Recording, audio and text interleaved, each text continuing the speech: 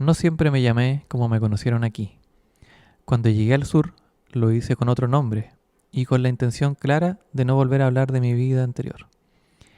Venía desde el norte, de una zona donde las disputas por tierras eran comunes, pero la mía terminó peor que la mayoría.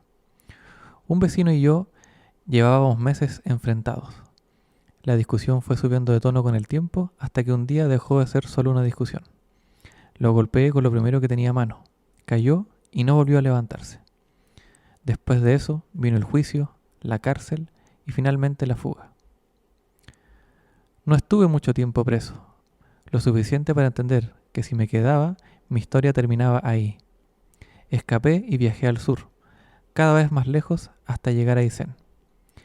En esos años era un lugar aislado, con pocos caminos y menos presencia de autoridad. Nadie preguntaba demasiado, bastaba con decir que uno venía buscando trabajo.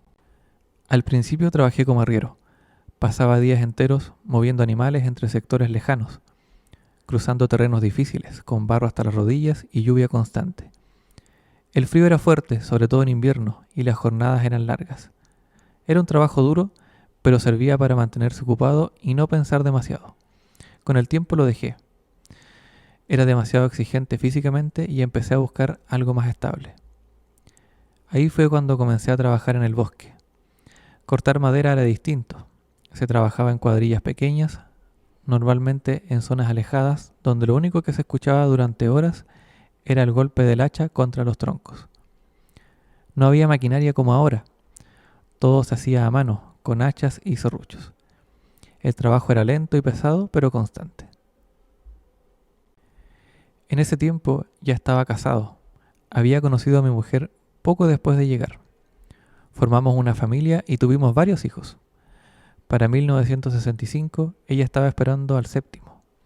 Yo seguía trabajando en el bosque en un sector cercano al campo donde vivíamos. Era una zona espesa, con árboles altos y suelo húmedo. Incluso en días despejados, la luz apenas atravesaba las copas.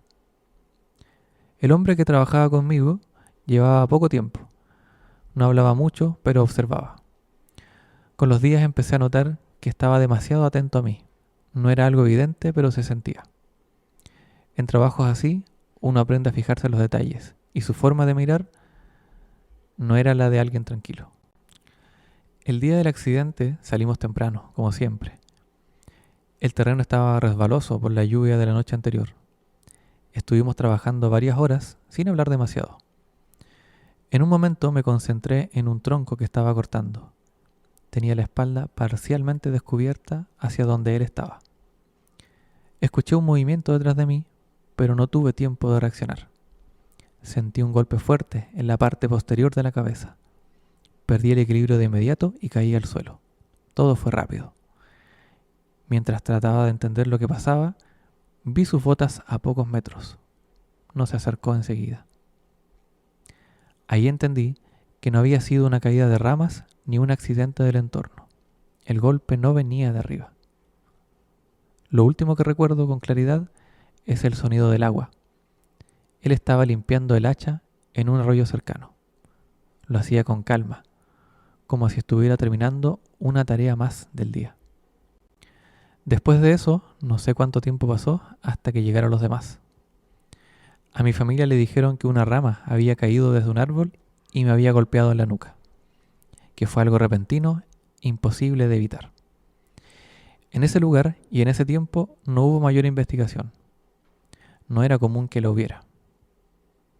Así quedó la historia. Pero yo sé lo que pasó. Y si alguien más lo sospechó, nunca lo dijo.